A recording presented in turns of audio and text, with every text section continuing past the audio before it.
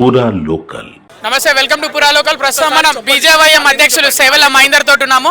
కేంద్ర మంత్రి బండి సంజయ్ ఫోన్ ట్యాపింగ్కి గురైందని ఇప్పుడు సిట్ అధికారుల ముందుకి వాంగ్మూల్యం ఇవ్వడానికి వచ్చారు. ఎట్లా అనిపిస్తుంది? 100% ధైర్యంగా సిట్ ముందల ఆనాడు 10 ఏళ్ల పాటు ఏదైతే అన్యాయంగా అక్రమంగా అధికార దుర్వినియోగం చేసినటువంటి అబ్బా కొడుకులు ఎవరైతే ఉన్నారో కేటీఆర్ కావచ్చు, కేసీఆర్ కావచ్చు, అదేవిధంగా కుటుంబ టీఆర్ఎస్ పార్టీ కావచ్చు, వాళ్ళు చేసినటువంటి తప్పులన్నింటిని కూడా ధైర్యంగా పెట్టే అధికారం, ధైర్యంగా సీటు ముందల ఉంచే ఆలోచన ఎవరికైనా ఉంది అంటే అది కేవలం భారతీయ జనతా పార్టీకి మాత్రమే. అందులో భాగంగా ఈరోజు బండి సంజయ్ అన్న గారు కేంద్ర మంత్రి వర్యులు ఈరోజు సీటు ముందలకు వచ్చి జరిగినటువంటి తప్పులన్నింటిని కూడా ధైర్యంగా ఈరోజు చెప్తా ఉన్నాం. మేమంతా కూడా 10 ఏళ్ల పాటు అధికారాన్ని దుర్వినియోగం చేసిన ప్రజలందరూ కూడా మభ్యపెట్టి ఎవరైతే ఆపోజిట్లో ఉన్నటువంటి వ్యక్తులు ఎవరైతే ఉన్నారో వాళ్ళని లొంగపరుచుకునే ప్రయత్నము ఈరోజు చేసింది. పొలిటీషియన్లను ఒకరినే కాదు, అక్కడ సినీ ఇండస్ట్రీలను కావచ్చు, సినీ యాక్టర్లను కావచ్చు, బిజినెస్ మ్యాన్లను కావచ్చు, అందరినీ కూడా లోపరుచుకోవాలని ఒక చిత్తశుద్ధితో ఉన్నటువంటి వ్యక్తి, ఒక చీప్ పాలిటిక్స్ చేసినటువంటి వ్యక్తి ఆ రోజు ఫోన్ ట్యాపరింగ్లు అన్నీ కూడా చేశారు. మేము అంటా ఉన్నాం, ఇదే రేవంత్ రెడ్డి గారు అధికారంలోకి రాకముందు 10 ఏళ్ల పాటు ఇటువంటి తప్పులు చేసింది అని చెప్పి జైలు ముందల తొడలు కొడుతూ మాట్లాడుతూ మాకు అధికారం ఇవ్వండి, వచ్చిన 6 నెలలనే జైలుకు పంపిస్తా అన్నటువంటి వ్యక్తి ఎక్కడ పోయినావు నువ్వు? ఈరోజు ఏ ఫామ్ హౌస్లో మీ ఇద్దరికి ములాఖాత్ అయింది? ఏ చీకటి ఒప్పందాలు మీరు చేసుకున్నారు? ఏ రకంగా మీరు ఒప్పందాలు చేసుకున్నారని చెప్పేసి ఈరోజు ఎందుకు గురించి సైలెంట్గా ఉన్నారు? ఒక్క సమావేశం కూడా పెట్టి, ఒక ప్రెస్ మీట్ కూడా పెట్టి నువ్వు చెప్పలేకపోతున్నావు కదా ఈరోజు ఈ స్కామ్ చేసిన అనేది. కాళేశ్వరం స్కామ్ జరిగిందన్నావు, ఈ కార్ రేసింగ్ స్కామ్ జరిగిందన్నావు, తర్వాత ఫోన్ ట్యాపరింగ్ జరిగిందని చెప్పేసి అన్నావు. ఇన్ని జరిగినావు అన్నటువంటి వ్యక్తివి ఈరోజు నిమ్మకు నీరెత్తినట్టు ఉంటే ఏ విధంగా విచారణ జరుగుతుంది? ఈరోజు ఏ రాష్ట్రంకి పోయినా కానీ బీజేపీకి వ్యతిరేకంగా మీరు కార్యక్రమాలు నిర్వహిస్తున్నారు. బీఆర్ఎస్ అదేవిధంగా అక్కడ కాంగ్రెస్ పార్టీ ఒకే వేదికను పంచుకొని బీజేపీకి వ్యతిరేకంగా కార్యక్రమాలు చేస్తున్నారు. ఆ 2 పార్టీలు మీవి ఒకటైనవి అని చెప్పేసి మీకు తెలియదా? మీ అధినాయకత్వం మేము టీఆర్ఎస్లతో రిలేషన్ మెయింటైన్ చేస్తూ ఉంటారు. బెంగళూరులోనేమో పోయి సమావేశం పెట్టుకున్నప్పుడు టీఆర్ఎస్ నుంచేమో కేటీఆర్ వస్తాడు, కాంగ్రెస్ నుంచేమో రేవంత్ రెడ్డి ఒకటే వేదిక మీద కూర్చుంటారు, ఒకరి మీద ఒకరు పోగొడుకుంటుంటారు. మళ్ళీ తెలంగాణ రాష్ట్రంలోకి వచ్చేసరికి ఏమో తెలంగాణ ప్రజలను పిచ్చోళ్ళని చేసే ప్రయత్నం చేస్తున్నారు. కానీ తెలంగాణ ప్రజలు అంత అమాయకులు కాదు. వచ్చే ఎన్నికలలో ఖచ్చితంగా ఆ రోజు 10 ఏళ్ల పాటు చేసినటువంటి టీఆర్ఎస్ పార్టీ ఏదైతే తప్పు చేసిందో వాళ్ళని ఇంటికి పరిమితం చేసింది. కాంగ్రెస్ బీఆర్ఎస్ లోపాయికారి ఒప్పందం వల్లనే అరెస్టులు జరగట్లేదు అనుకుంటున్నారా? 100% అండి, 100%. అరే ఎందుకు చేయలేవు అంటే సిట్టు తన పని తాను చేసుకుంటూ పోతుంది అనుకుందాం. ఒక్కసారైనా మీ కార్యకర్తలు కానీ, ముఖ్యమంత్రి కానీ, మీ మినిస్టర్లు కానీ ఒక్కసారైనా కానీ రోడ్డు మీదకి వచ్చేవో లేకపోతే ప్రెస్ మీట్లు పెట్టో మీరు చేసిన తప్పు అని ఎందుకు చెప్తలేరు? ఈరోజు మేము ఇంత హడావిడి చేసుకుంటూ ఇంత రకంగా ఇంత స్కామ్ చేశారని చెప్పి తెలంగాణ ప్రజలకు ఈ మెసేజ్ పోవాలని చెప్పి మేము ఏదైతే ప్రయత్నం చేస్తున్నామో ఎందుకు కాంగ్రెస్ పార్టీ ఆ ప్రయత్నం చేస్తలేదు? ఫోన్ ట్యాపింగ్ కేసు సిబిఐకి ఇవ్వాలని అనుకుంటున్నారా? 100% మేము డిమాండ్ చేస్తూ ఉన్నాం. మేము 100% డిమాండ్ చేస్తూ ఉన్నాం. ప్యారలల్గా సిట్ ఏదైతే చేస్తుందో దానికి ప్యారలల్గా సిబిఐ కూడా దీన్ని విచారణ జరిపించాలి. ఎవరైతే తప్పు చేసారో తెలంగాణ ప్రజలను మోసం చేసే ప్రయత్నంలో భాగంగా ఏదైతే ఫోన్ ట్యాపింగ్ చేసిందో ఆ ఫోన్ ట్యాపింగ్ ముమ్మాటికి తప్పు. అలాంటి విషయాలలో పారదర్శకత లేకుండా విచారణ జరిపించాలని చెప్పి మా ప్రధానమైన డిమాండ్ పెడతా ఉన్నాం. సిట్ మాత్రమే కాదు, సిబిఐ కూడా దీన్ని ఎంక్వైరీ చేయాలని చెప్పేసి మా ప్రధానమైన డిమాండ్గా మేము పెడతాం. బీజేవైఎం అధ్యక్షులు మీరు మీ ఫోన్ ట్యాపింగ్కి గురైందని అనుకుంటున్నారా? మా వరకు అప్పుడు నేను విద్యార్థి పరిషత్లో ఉన్నాం, మా వరకు అంతవరకు రాలేదు. కానీ ఏంటంటే ఆ రోజు సినీ ఇండస్ట్రీ ఏంటంటే అధికారాన్ని కాపాడుకోవడానికి కొంతమంది సినీ ఇండస్ట్రీ వాళ్ళని దాంట్లో గుంజుకోవడానికి ఫోన్ ట్యాపింగ్ చేశారు. ఎవరైతే రాజకీయ పరంగా వాళ్ళని దెబ్బ కొట్టే ప్రయత్నం చేస్తారో వాళ్ళందరూ కూడా ఫోన్ ట్యాపింగ్ చేసే ప్రయత్నం చేశారు. అదే కాంగ్రెస్ పార్టీలో ఎవరైతే పెద్ద లీడర్ ఉన్నారో వాళ్ళందరూ ఫోన్ ట్యాపింగ్ చేపించి వాళ్ళకి వినిపించి మీరు ఇంట్లోకి పరిమితం అవుతారా లేకపోతే ఫోన్ ట్యాపింగ్ బయటకు పంపించాలని చెప్పి బ్లాక్మెయిల్ కూడా చేశారని చెప్పేసి కోడై కూర్చుంది తెలంగాణ రాష్ట్రం మొత్తం కూడా. కానీ బీజేపీ వాళ్ళు ఫోన్ ట్యాపింగ్ చేస్తే మేము ఎట్లా ఇల్లీగల్ చేయం, మాకు ఎటువంటి లోపాయకర ఒప్పందాలు ఉండయి ఏముండే కాబట్టి ధైర్యంగా ఆ రోజు ఉన్నాం, ధైర్యంగా ఈ రోజు ఉన్నాం, ధైర్యంగా భవిష్యత్తులో కూడా ఉంటాం. కానీ మిగతా పార్టీకి ఆ ధైర్యం లేదు. రేవంత్ రెడ్డి కూడా ఆ మాత్రం ధైర్యం లేదు. నాకు అనిపిస్తుంది ఆయన ఫోన్ ట్యాపింగ్ అప్పట్లో చేసినప్పుడు నీవు కూడా మా దగ్గర ఫోన్ ట్యాపింగ్లో ఉన్నాయిరా నాయన, నువ్వు చేసినటువంటి కూడా మా దగ్గర కొన్ని ఆధారాలు ఉన్నాయని చెప్పినందుకు అందుగురించి ఏమేమో మరి రేవంత్ రెడ్డి గారు వాళ్ళ పార్టీలో ఉన్నటువంటి వ్యక్తులందరూ కూడా బ్యాక్ స్టెప్ వేస్తున్నారేమని చెప్పేసి మాకు ఒక అనుమానం. ఇక చివరి ప్రశ్న, బీజేపీ పార్టీలో బీఆర్ఎస్ విలీనం కాబోతుంది, అందుకే బీఆర్ఎస్ మాజీ ఎమ్మెల్యేలు అందరూ కుప్పగా వచ్చి బీజేపీ పార్టీలో జాయిన్ అవుతున్నారని అంటున్నారు. మేము ఏమంటున్నాము, ఎవడైతే స్కాములు చేసిన వాళ్ళందరూ కూడా జైలుకి పోతారు కదా, పక్క జైలుకు పోయిన తర్వాత పార్టీ ఉట్టి మిగులుతుంది. అన్న మిగిలిన అందరూ కూడా నిజాయితీ పరులే కదా, వస్తుంటే స్వాగతిస్తాము. అరే బీఆర్ఎస్ పార్టీ కాదు భయ్, భవిష్యత్తులో కాంగ్రెస్ పార్టీ కూడా దేశవ్యాప్తంగా అందరు కాంగ్రెస్ పార్టీ కూడా బీజేపీలో విలీనం అయిపోతుంది. అరే జమ్మూ కాశ్మీర్లో ఉన్నటువంటి అన్ని పార్టీలు కూడా, ఎందుకంటే ఒక దేశభక్తి గల పార్టీ భారతీయ జనతా పార్టీ. నీది ఇటలీ నుంచి వచ్చినటువంటి పాలిస్తున్నటువంటి సోనియా గాంధీ ఆమె ఇచ్చినటువంటి విధానాలు, ఒక రాత్రి అయితే చైనాతో మాట్లాడతావు, ఇంకో రాత్రి అయితే పాకిస్తాన్తో మాట్లాడతావు, నీ రాహుల్ గాంధీ మీద ఎవరికి నమ్మకం ఉంది? ఇప్పుడు కాంగ్రెస్ పార్టీలో ఉన్నటువంటి బడా నేతలకే కాంగ్రెస్ పార్టీ చేస్తున్నటువంటి విషయాలు నచ్చక బయటకు వస్తున్నారు. స్వాగతిస్తాం మేము. నిన్న రాహుల్ గాంధీ ఒక్క వ్యక్తితోటి 14-16 ఓట్లు వేయించుకుంది బీజేపీ అని నిన్న ఆరోపణలు చేసిండు. మరి ఏం చెప్తారు? రమ్మను, ఆయన 20 మందితో నేర్పించుకోమని వచ్చి ఒక్కొక్క వ్యక్తితో 30 మందితో నేర్పించుకోమని చెప్పు. ఆయన పార్టీలో ఉన్నటువంటి వ్యక్తులు, ఆయన పార్టీలో ఉన్నటువంటి ఎమ్మెల్యేలు, ఆయన పక్కకు తిరిగేటువంటి వ్యక్తులే బీజేపీకి ఓటేస్తారు. అరే 24 గంటల పాటు నువ్వు స్కామ్ చేసి నువ్వు 20 ఏళ్ళు 30 ఏళ్ళు 70 ఏళ్ళు సంపాదించిన డబ్బు మొత్తం కూడా నీ కార్యకర్తలకు ఇస్తున్నావు కదా.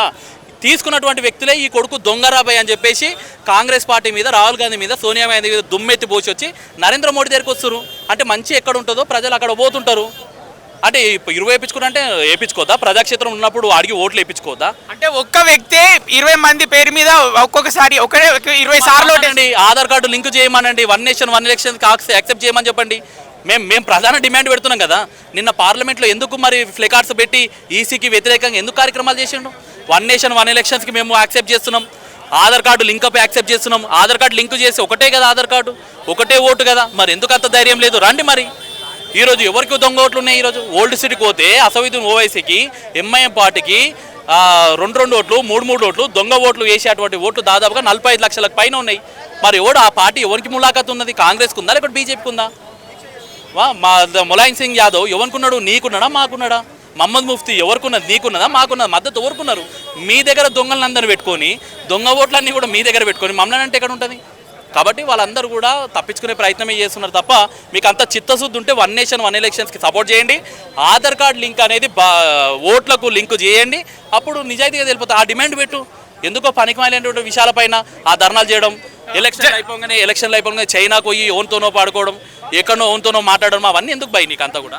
నిన్న జంతర్ మంతర్లో కాంగ్రెస్ పార్టీ ధర్నా చేస్తూ బీసీ రిజర్వేషన్ల పైన మోడీ భయపడ్డాడు రాహుల్ గాంధీకి, అందుకే దేశం మొత్తం త్వరలో కులగణన జనగణన చేయబోతున్నాడు, మమ్మల్ని కాపీ కొట్టిండు మోడీ అని అన్నారు. 100 ఏళ్ళ స్వాతంత్ర భారతదేశంలో 70 ఏళ్ల పాటు కాంగ్రెస్ పార్టీ అధికారంలో ఉన్నది కదా. మరి ఏడవండిరు. మరి మీరు ఎందుకు బీసీ గణన ఎందుకు చేయలేరు? కులగణన ఎందుకు చేయలేరు?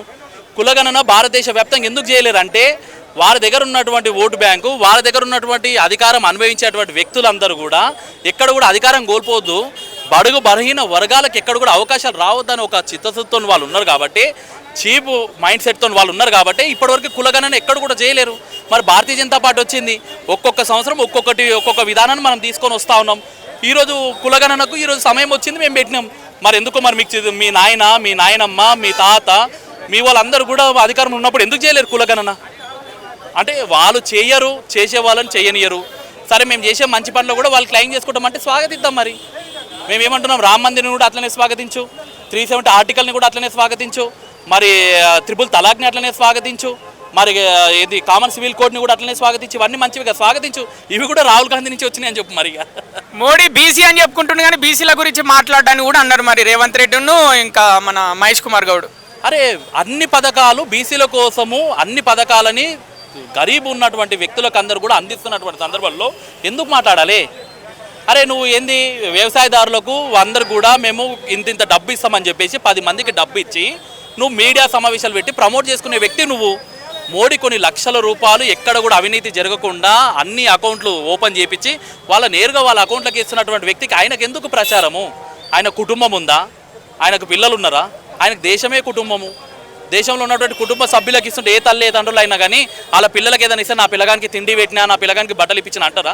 ఈరోజు మోడీ గారు ఏంటంటే తన ప్రజలే, తన దేశము అంతా కలిపి నా కుటుంబం అనుకుంటున్నారు కాబట్టి ఇచ్చినటువంటి విషయాలను ఎక్కడ కూడా చెప్పుకుంటారు. కానీ వీళ్ళు ఇచ్చినటువంటి ₹1,00,000 ఇస్తే 10 లక్షల ప్రచారం, 10 లక్షలు ఇస్తే ₹1 కోటి ప్రచారం చేసుకొని అవినీతి చేసే ప్రయత్నం చేస్తారు. కాబట్టి తెలంగాణ రాష్ట్రంలో ఉన్నటువంటి ప్రజలకందరూ కూడా భవిష్యత్తులో న్యాయం చేసే పార్టీ ఏదైనా ఉందంటే అది ఖచ్చితంగా భారతీయ జనతా పార్టీ. బీసీల విషయంలో అన్యాయంగా మాట్లాడుతున్నటువంటి పార్టీ కాంగ్రెస్ పార్టీ. 42% రిజర్వేషన్ అంటున్నావు, మేము యాక్సెప్ట్ చేస్తున్నాం. 42% ఎవరికి ఇవ్వాలి? బీసీలకి బయటికి చౌరస్తా మీదకి వచ్చి బీసీలు అంటే ఈ కులం ఇందులో ముస్లిమ్స్ మైనార్టీలు లేరు అని చెప్పే ధైర్యం నీలో ఉందా? నువ్వు 42% ఇస్తూనే 10% నేను అక్కడ దిక్కు ముస్లింలకు ఇస్తా అంటే భారతీయ జనతా పార్టీ చూసి ఊరుకోదు. ఖచ్చితంగా బీసీల పక్షాన పోరాటం చేస్తుంది కాబట్టి బీసీలకు గండి పడే ఏదైతే 10% ముస్లింల యొక్క కోటా ఉందో వాటిని అడ్డుకొని ఖచ్చితంగా తీరుతాం. అలాంటి బిల్లు వస్తే మాత్రం ఇక్కడ కూడా స్వాగతించాం. ముస్లింలు అంటే బీజేపీ పార్టీకి పడదు, అందుకే ముస్లింలను బీసీ రిజర్వేషన్లలో చేర్చడం వల్లే బీజేపీ పార్టీ వ్యతిరేకిస్తుందని కూడా కాంగ్రెస్ వాళ్ళు అంటున్నారు. ముస్లింలు అంటే బీజేపీకి పడదని చెప్పేసి అందరూ అంటే ఎట్లాంటిది? ఈరోజు ముస్లిం మహిళలందరూ కూడా బీజేపీకి సహకరిస్తారు. ముస్లింల మహిళలకు అందరూ కూడా న్యాయం చేసే ప్రయత్నం బీజేపీ చేయలేదా? చేసింది కదా. ఈరోజు పథకాలన్నింటిలో కూడా ముస్లింలకు కాదు హిందువులకు మాత్రమే ఎక్కడన్నా బీజేపీ చెప్పిందా? ఈ రోడ్లు వేస్తుంటే ముస్లింలు నడవద్దు బీజేపీ వాళ్ళే నడవాలని ఎక్కడన్నా చెప్తుందా? అరే పిచ్చి కొడుకులు వాళ్ళు చేస్తున్నటువంటి రాజకీయాలలో బీజేపీని అన్యాయంగా లాగే ప్రయత్నం బీజేపీని ఆ యొక్క కాంగ్రెస్ పార్టీ చేస్తూ ఉంది. ఈరోజు అందరికీ కూడా కులము మతము ప్రాంతం అనే భేదం లేకుండా అందరికీ కూడా న్యాయం జరగాలని చెప్పేసి కోరుకునేది భారతీయ జనతా పార్టీ. ఈరోజు ముస్లింలు అనేక సంవత్సరాలుగా ముస్లిం అమ్మాయిలు త్రిబుల్ తలాక్ విషయంలో ఇబ్బంది పడుతుంటే ఆ ఇబ్బందిని తెలుసుకొని క్లియర్ చేసింది ఎవరు? భారతీయ జనతా పార్టీ. మరి ముస్లింలకు వ్యతిరేకం మనం ఏంటంటే చట్టంలో సమాజంలో భారత సార్వభౌమాధికారం ఎవరైతే అనుభవిస్తారో అందరికీ సమాన హక్కులు ఉండాలని చెప్పి కోరుకునేదే భారతీయ జనతా పార్టీ. ఆ రకంగా మేము ముందరకు పోతాం. ఎవడు ఎన్ని మాట్లాడినా వాళ్ళకి చేత కాదు కాబట్టి బీజేపీ తప్పులు ఏం జరుగుతలేవు కాబట్టి ఏమన్నాలో తెలియదు కాబట్టి ముస్లిం వ్యతిరేకే అని చెప్పేసి బురద తల్లే ప్రయత్నం చేస్తారు తప్ప ఇంక మరొకటి లేదు. చివరి ప్రశ్న, గ్రామాల్లో బీజేపీ పార్టీ వీక్ ఉందని గ్రామాన బీజేపీ అని కార్యక్రమం మీ అధ్యక్షుడితో చేపట్టిరని అంటున్నారు.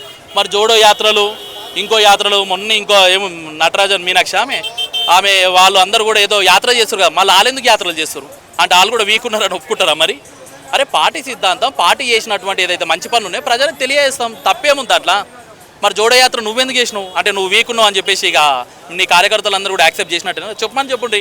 మా రాహుల్ గాంధీ వీక్ ఉన్నాడు కాబట్టి జోడయాత్ర చేసిండు.